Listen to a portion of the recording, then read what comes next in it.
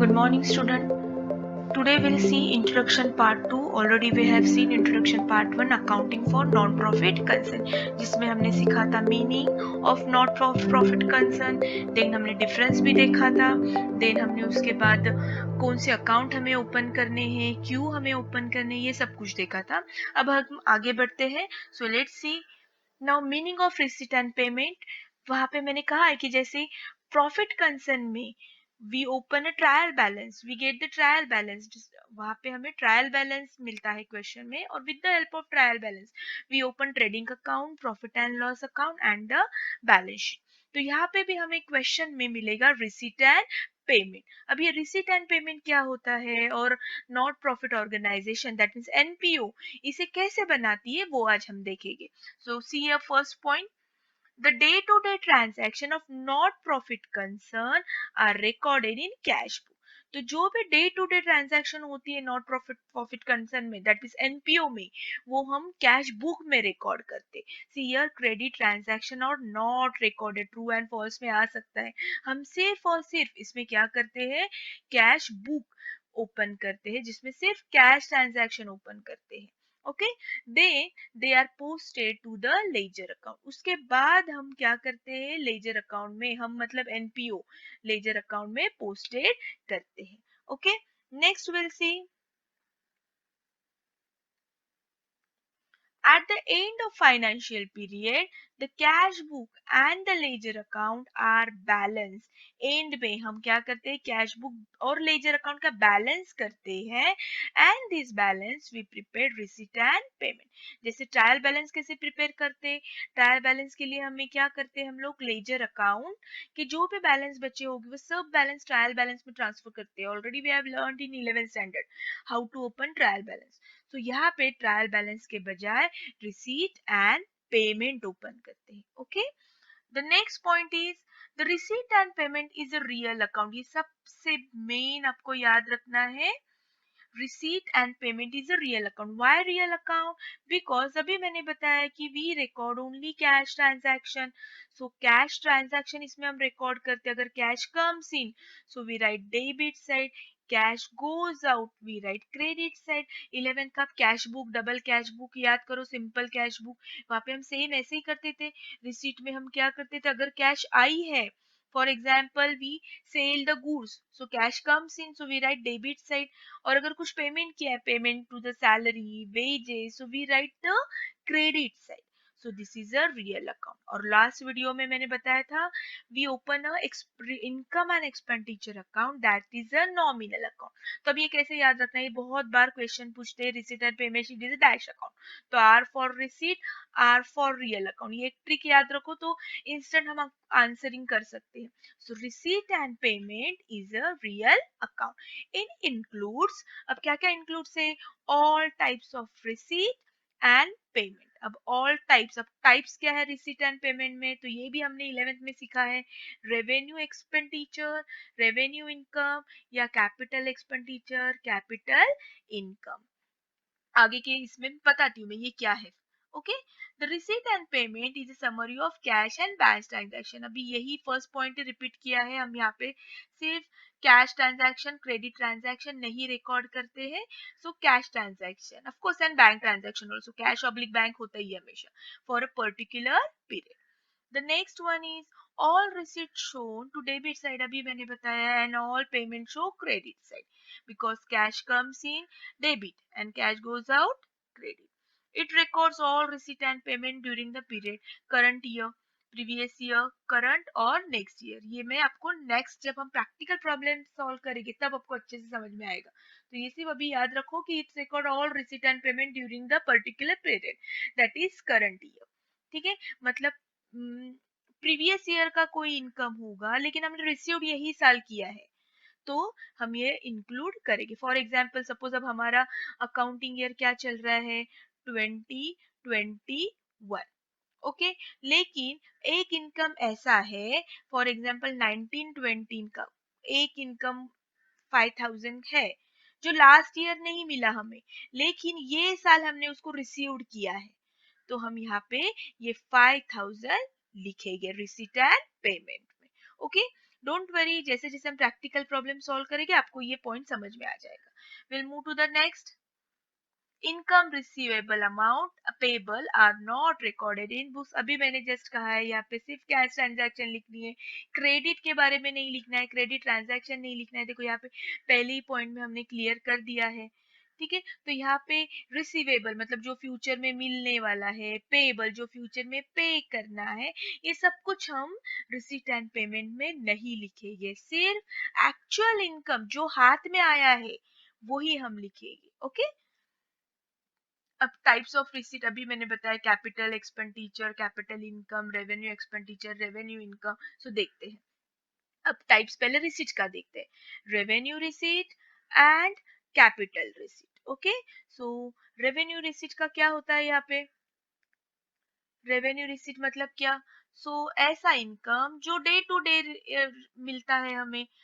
See a subscription, general donation, dividend, hall rent, locker rent, sale of old newspapers, scrap, tournament receipt, cricket fee, tuition fee, term fee. ये हमें क्या होता है? Income day to day मिलता है. ठीक है, ये शॉर्ट टर्म के लिए होता है. So this are the revenue receipt. Subscription, अगर मेंबर बनना है, अगर कोई मैगजीन हम देखो हमको खरीदना होता है तो हमको सब्सक्राइब करना होता है. ठीक है, तो उसके लिए हमें ईयर 1 ईयर दे सेड कि 1 ईयर की फी आपकी इतनी है तो सब्सक्राइब कीजिए और 300 400 पे कीजिए. सो this is a subscription. General donation मतलब क्या? कोई अपने को डोनेशन करता है, एनपीओ को डोनेशन देता है, तो वो भी रेवेन्यू रिसीट आती है. रिसीव डिविडेंड, अगर हमारे पैसे बैंक में है, कहीं इन्वेस्ट किए हैं तो उसके पैसे एनपीओ को मिलते हैं. उसके पास अगर बड़ा फॉर एग्जांपल स्पोर्ट्स क्लब्स होते हैं, देखो स्पोर्ट्स क्लब के पास अपना खुद का ग्राउंड होता है, हॉल होता है, तो वो भी अलग अलग फंक्शन के लिए वो रेंट पे देते हैं. ठीक है, स्कूल्स के भी देखो हॉल होते हैं, तो मैरिज के लिए, बर्थडे सेलिब्रेशन के लिए वो अलाउ करते हैं, तो उसका रेंट भी वो चार्ज करते हैं. सो ये भी इनकम है. लॉकर रेंट, ये स्पेशली जो स्पोर्ट्स क्लब्स होते हैं उनके पास होता है, वो लॉकर्स देते हैं मेंबर्स के लिए, अपने सब स्पोर्ट्स इक्विपमेंट वहां पे रखने के लिए, अपने यूनिफॉर्म रखने के लिए, उसके लिए भी वो चार्ज करते हैं. So this is also income. Sale of old newspaper material, इससे भी इन्हें इनकम मिलता है. टूर्नामेंट रिसीट, अगर कहीं पे टूर्नामेंट पे जाते हैं तो उसका भी इनकम मिलता है. क्रिकेट फी, ट्यूशन फी. ट्यूशन फी ये किसके लिए होता है? कॉलेज स्कूल के लिए. अगर कोई स्कूल एजुकेशन कर रही है तो उसको ट्यूशन फी मिलती है, तो उनका इनकम क्या होता है? ये होता है. टर्म फी, देखो एग्जाम की फी भी लेती है. आप अपनी रिसीट, कॉलेज की रिसीट चेक करो, वहां पे ट्यूशन फी भी लिखा होगा, टर्म फी भी लिखा होगा. College education comes under not profit concern, NPO के अंडर ही आते हैं. तो ये सब उनका इनकम है जो डेली बेसिस पे उनका चालू रहता है. So this is called revenue expenditure. Okay. Now will move to the sundry expenses, मतलब छोटा मोटा एक्सपेंसेस. ठीक है. Then capital expenditure, entrance fee, admission fee, life membership fee, legacy, government grant, specific donation. अब यहाँ पे भी मिस आपने बोला है डोनेशन, यहाँ पे भी आपने कहा है डोनेशन, तो देखो ये दोनों डोनेशन में फर्क है. See, it's a general reserve. Okay, general, sorry general reserve नहीं, general donation. And it's a specific donation, ऐसा डोनेशन जो स्पेसिफिक रीजन के लिए दिया है. For example mister X Y Z ने डोनेशन दिया है क्योंकि प्राइज डिस्ट्रीब्यूशन के लिए, बिल्डिंग बांधनी है, एक्स्ट्रा बिल्डिंग बांधनी है, ऊपर फ्लोर बढ़ाना है, तो उसके लिए कोई पॉलिटिकल पार्टी ने बिल्डिंग फंड दिया है.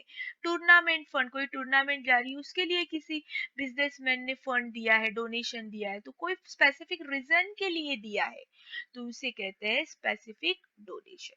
अगर जनरल डोनेशन होगा तो इसको हम इनकम साइड में लिखते हैं. ओके, ये आपको याद रखना है क्योंकि आगे चल के हमें इसकी एडजस्टमेंट भी करनी है. ओके. सो जनरल डोनेशन इनकम साइड में लिखते हैं, लेकिन यही अगर क्वेश्चन में उन्होंने दिया है कि this is a specific donation, donation only for building fund, तो हमें वो कहाँ लिखना है? लायबिलिटी में लिखना है. क्यों लायबिलिटी में लिखना है? अब लायबिलिटी मतलब क्या? In future we have to pay, मतलब वो डेप्ट होता है एक बिजनेस का, तो यहाँ पे अगर हमने बिल्डिंग फंड के लिए हमें डोनेशन मिला है और अगर हमने बिल्डिंग नहीं बांधी है तो हमें वो रिटर्न करना होता है। ठीक है, means in future we have to give the answer कि आपको डोनेशन तो हमने बिल्डिंग के लिए दिया था, आपने यूज क्यों नहीं किया। ठीक है, सो ये जो स्पेसिफिक है जहाँ पे कंडीशन पुट करते हैं उसे कहते हैं specific donation. And whenever they will give specific donation we have to write liability side. आप जैसे जैसे प्रैक्टिकल प्रॉब्लम सॉल्व करोगे आपको समझ में आएगा। Will move to the next types of payment. अब same here, revenue payment and capital payment. अभी मैंने बताया रेवेन्यू मतलब डे टू डे जो करना ही पड़ता है हमें, salary, rent and taxes, printing stationery, general expenses, tournament expenses, audit fee, ये सब एक्सपेंसेस हमें करने होते हैं। ठीक है, इस पर अगर ये एक्सपेंसेस हम करोगे नहीं तो हमें रेवेन्यू तो जनरेट होगा ही नहीं। कोई भी बिजनेस करने से पहले हमें खर्चा करना होता है, पेमेंट करना होता है, तब जाके हमें इनकम आता है। मैं सिर्फ बैठूंगी और कहूंगी कि नहीं अब मुझे इनकम स्टार्ट करे तो नहीं, उसके लिए मुझे कुछ पैसे इन्वेस्ट करने होते हैं, सैलरी वर्कर्स रखने होते हैं, अपॉइंटमेंट करनी होती है तब मुझे सैलरी पे करनी होती है, उसके मुझे कोई ऑफिस ओपन करना होता है उसके लिए मुझे रेंट पे करना होता है, टैक्सेस पे करने होते हैं, प्रिंटिंग स्टेशनरी की जरूरत होती है। This all general expense. ठीक है, so this all comes under revenue payment. Now same capital payment.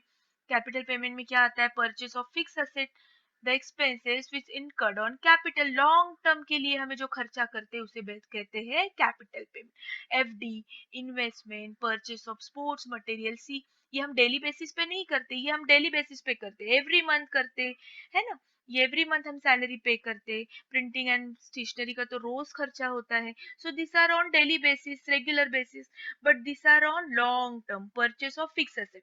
रोज हम फिक्स एसेट नहीं खरीदते, कितना भी बड़ा बिजनेसमैन हो वो रोज हमें फिक्स एसेट नहीं खरीदेगा। Okay, so this are the all capital payment. FD रोज नहीं बनाते, साल में से एक बार बनाते। इन्वेस्टमेंट, इक्विपमेंट, रोज हम स्पोर्ट्स इक्विपमेंट नहीं खरीदते। अगर आपका स्पोर्ट्स क्लब है तो साल में से एक बार ही ऑर्डर देते हो आप और एक बार ही खरीदते हो, और वो कम से कम 5-6 साल तक स्पोर्ट्स मटेरियल क्या होते हैं हम यूज करते हैं। So this are the difference between revenue and capital. Now see receipt and payment, ये डिटेल्स में हम अभी नहीं देखेंगे, सिर्फ आप फॉर्मेट देखो इसका कैसे होता है। जैसे कि कहा है मैंने cash book, this is a real account, receipt and payment is a real account. So real account का फॉर्मूला क्या होता है, debit the debit cash comes in and credit cash goes out. तो यहाँ पे जो भी कैश इंक्रीज होगा तो विल राइट डेबिट साइड, और यहाँ पे डिक्रीज होगा कैश गोज आउट पेमेंट रहेगा तो विल राइट क्रेडिट साइड। तो सी इस तरह से देखो, यहाँ पे प्रिंटिंग मिस्टेक है, रिसीट एंड पेमेंट, तो यहाँ पे पेमेंट होना चाहिए, दोनों साइड उन्होंने रिसीट दिया है। ठीक है, तो यहाँ पे मैंने करेक्शन किया है, payment, we have to write here payment. So इस तरह से हमको क्वेश्चन मिलेगा और इस क्वेश्चन से हमें अकाउंट ओपन करना है, income and expenditure and the balance sheet. अब रिसीट एंड पेमेंट में देखो क्या दिया है, of course this is a real account, cash book है तो कैश बुक में हम ओपनिंग लिखते हैं, सो ओपनिंग कैश कितनी, देन सब्सक्रिप्शन मिला है, सब्सक्रिप्शन देखो, ये अभी मैंने कहा था कि कोई भी ईयर का अगर हमें इनकम यही साल अगर हम इनकम रिसीव्ड करते हैं तो हमें इधर ही लिखना है। जैसे प्रीवियस ईयर की फी थी लेकिन एक बच्चे ने ये साल दी तो हमने ऐड किया, करंट ईयर तो ऑफ कोर्स ऐड करते हैं, और नेक्स्ट ईयर किसी ने एडवांस में अभी पे किया मेंबरशिप फी, नेक्स्ट ईयर की अभी पेड की, लेकिन पेड तो यही साल की 31 मार्च जो भी ईयर होगा, एज्यूम करो 2020 होगा, तो यही साल की, भले वो लास्ट ईयर की हो, प्रीवियस ईयर की हो या नेक्स्ट ईयर की हो, लेकिन पेड तो यही साल की है, तो ये भी हम क्या करेंगे यहाँ पे रिकॉर्ड करेंगे। ओके, देन एंट्रेंस फी, ये भी इनका इनकम है, एडमिशन फी, लाइफ मेंबरशिप फी, अगर आप स्पोर्ट्स क्लब के मेंबर हो, आपको साल भर की मेंबरशिप लेनी है तो आपको ये पे करना होती है। ठीक है, तो वो फर्म के लिए, एनपीओ के लिए क्या होता है, इनकम होता है। So this are all income. Legacy, अभी मैंने बताया कि जो मेंबर्स होते हैं एनपीओ के, उसमें से किसी की डेथ हो गई या उसने अपने विल में लिखा कि मेरी जो भी प्रॉपर्टी है ये एनपीओ को जाए, तो इसको कहते हैं लीगेसी। द गवर्नमेंट भी ग्रांट देता है, अगर अच्छी हमारी ऑर्गेनाइजेशन काम कर रही है, लोगों के लिए कर रही है, सोसाइटी के लिए कर रही है, तो गवर्नमेंट भी उसे ग्रांट देती है। डोनेशन देखो, general donation, okay, then specific donation, ठीक है। अगर स्पेसिफिक डोनेशन दिया है रिसिट साइड तो ये हमें लायबिलिटी लिखना है पोस्टिंग के वक्त। और अगर सिर्फ जनरल दिया है, कुछ भी नहीं दिया है, तो ये हमें पोस्टिंग के वक्त इनकम में लिखना है। Okay, this is one type of trial balance. ये जैसे प्रॉफिट कंसर्न में हमको ट्रायल बैलेंस क्वेश्चन में देते हैं। ओके, और उससे हमें क्या ओपन करना होता है, trading account, profit and loss account and the balance sheet. तो सेम ये हमें क्वेश्चन में रिसीट एंड पेमेंट मिलेगा, और उससे आपको क्या ओपन करना है, income and expenditure and the balance. तो ये हमें क्वेश्चन में सब मिलेगा, तो ये सब हमें पोस्टिंग करना है। See the dividend, hire rent, अगर हमारे पास हॉल है तो हम शादी ब्याह के लिए देते हैं। सन्ड्री इनकम, छोटा मोटा income, sale of old newspaper, अभी मैंने कहा था material, miscellaneous, tournament, cricket fee, है ना, ये सब इनकम है। Okay, so this all will go while posting income side. जब हम ओपन करेंगे इनकम एंड एक्सपेंडिचर तो ये सब जो डेबिट है वो सब इनकम एंड एक्सपेंडिचर में इनकम साइड में जाएगा। Okay, will move to the payment. अब अगर इनकम है तो खर्चा भी तो रहेगा। सो खर्चा क्या क्या रहेगा, सैलरी, सेम अगर लास्ट ईयर की सैलरी ये साल पेड की है तो हमें ये भी यहाँ पे लिखना है। करेंट ईयर का तो ऑफ कोर्स लिखना है। देन कोई हमने रेंट पे कुछ लिया है तो वो हमें पेड करना है। अभी हमने सब रेवेन्यू एक्सपेंडिचर में देखा, ये general expenses, interest on bank loan, कोई अगर बैंक लोन लिया है एनपीओ ने तो उसे वो भी पे करना होता है। Electricity, audit fee, tournament, wages, this all will come. See purchase of sports material, ये अभी मैंने कहा है, ये कौन सा है एक्सपेंडिचर, इसे हम कहते हैं कैपिटल एक्सपेंडिचर। और ये जो है प्रिंटिंग, स्टेशनरी, जनरल एक्सपेंसेस, इसे हम कहते हैं रेवेन्यू एक्सपेंडिचर। ओके, तो मैंने अभी कहा है जो रेवेन्यू एक्सपेंडिचर है जब पोस्टिंग करेंगे तो वो जाएगा एक्सपेंडिचर में। और जो कैपिटल एक्सपेंडिचर है जैसे स्पोर्ट्स मटेरियल, ओके, या परचेस ऑफ फिक्स एसेट, देखो यहाँ नीचे भी दिया है परचेस ऑफ फिक्स एसेट, देखो यहाँ पे दिया है, तो इसे हम क्या कहते हैं, कैपिटल एक्सपेंडिचर। तो जो कैपिटल एक्सपेंडिचर है जाएगा असेट में। ठीक है, because we purchase, we spend money, so payment में तो वो आएगा, पैसे cash goes out, but will write this capital expenditure in asset side. Okay, I hope आपको समझ में आया है। विल move to the next. Income features लिखते देखते हैं हम लोग। Income expenditure, of course nominal account, अभी मैंने बताया this is just like profit and loss account, सिर्फ नाम बदला है। Okay, the next one is this account record only revenue expenses and income, अभी मैंने बताया यहाँ पे कि रेवेन्यू एक्सपेंसेस लिखना है, अगर कैपिटल एक्सपेंडिचर होगा तो वो असेट में जाएगा। Okay, next one, it is similar to profit and loss account. It is of course find out surplus, तो इसको हम profit कहते हैं, लेकिन this is non profit organization, तो यहाँ पे profit word use नहीं करना है, surplus करना है। deficit means loss, very simple, no need more explanation. Of course it's capital transfer to capital fund. याद कीजिए हम नेट प्रॉफिट जब हमें मिलता था फाइनल अकाउंट में तो वो हम पार्टनर्स के कैपिटल में ऐड करते थे। तो यहाँ पे हम क्या करेंगे, अगर हमको सरप्लस मिला है तो ये जो सरप्लस दिख रहा है आपको, ये सरप्लस हम क्या करेंगे, सरप्लस मतलब प्रॉफिट, कैपिटल फंड में ऐड करेंगे। और अगर डेफिसिट, डेफिसिट मतलब लॉस, तो लॉस अगर मिला तो कैपिटल फंड डिक्रीज हो जाएगा, तो हम इसे लेस करेंगे। Okay, so it is recorded all cash item as well as non cash item. अब कैश आइटम तो हमने देखे पेड सैलरी, वेजेस, लेकिन नॉन कैश आइटम मतलब क्या होता है, डेप्रिसिएशन, ये नॉन कैश आइटम है, लेकिन ये भी हम रिकॉर्ड करेंगे because this is just like profit and loss. तो प्रॉफिट एंड लॉस में तो हम डेप्रिसिएशन लिखते हैं, देन बैड डेट्स लिखते हैं, देन आरडीडी लिखते हैं, so this is all called non cash item, so this all will comes in where income and expenditure account. ठीक है, and the final last one is example is given, salary paid, outstanding salary, bad debt, depreciation, जो मैंने यहाँ पे explain किया है। okay, so now this is the income expenditure format। ये हमें क्वेश्चन सॉरी हमें ये सॉल्यूशन में लिखना है। एक्सपेंडिचर इनकम, देखो जो रिसीट साइड में था वो हमें यहाँ पे इनकम साइड लिखना है, यहाँ पे लिखना है हमें इनकम साइड से ये, और जो पेमेंट साइड दिया था वो हमें यहाँ पे एक्सपेंडिचर लिखना है। सो जो वहाँ पे डेबिट दिया है वो हमें यहाँ पे क्रेडिट साइड में पोस्टिंग करना है वो, और जो वहाँ पे रिसीट एंड पेमेंट में क्रेडिट साइड दिया है वो हमें यहाँ पे डेबिट में लिखना है। ठीक है, जब प्रैक्टिकल प्रॉब्लम में आपको सॉल्व करवा के बताऊंगी तब आपको समझ में अच्छे से आ जाएगा। Because this is a nominal account, debit all expenses and losses and credit all income and gain. So जो रिसीट साइड है वो सब हम यहाँ पे ट्रांसफर करेंगे पोस्टिंग करते वक्त, और जो पेमेंट साइड दिया है रिसीट एंड पेमेंट में क्वेश्चन में वो सब हम यहाँ पे एक्सपेंडिचर में ट्रांसफर करेंगे। सी, अगर आप रिसीट एंड पेमेंट दोनों एक साथ लेकर बैठोगे तो आपको समझ में आएगा ये सब उन्होंने पेमेंट साइड दिया था, जो हमने पोस्टिंग के वक्त ये एक्सपेंडिचर में लिखा, और ये सब subscription, rent received, interest received, dividend received, government grant, ये जो भी दिया है, entrance fees, year, all this they have given in receipt side, तो वो हम पोस्टिंग के वक्त किधर करेंगे, इनकम साइड करेंगे। ठीक है, जब हम प्रैक्टिकल प्रॉब्लम करेंगे तो आपको अच्छे से समझ में आएगा। This is the balance sheet, ये एक फॉर्मेट दिया है मैंने बैलेंस शीट का, ऑल यू नो कि लायबिलिटी ये साइड लिखते हैं, एसेट ये साइड लिखते हैं, कैपिटल फंड मतलब ही कैपिटल वो हम यहाँ पर लिखते हैं। देखो सरप्लस हमें ऐड करना होता है कैपिटल फंड में, अगर 25,000 है तो उसमें हमने ऐड किया। सो ये एक बेसिक आपको बैलेंस शीट का एग्जांपल बताया मैंने। ओके, सो आई होप आपको अच्छे से समझ में आया है।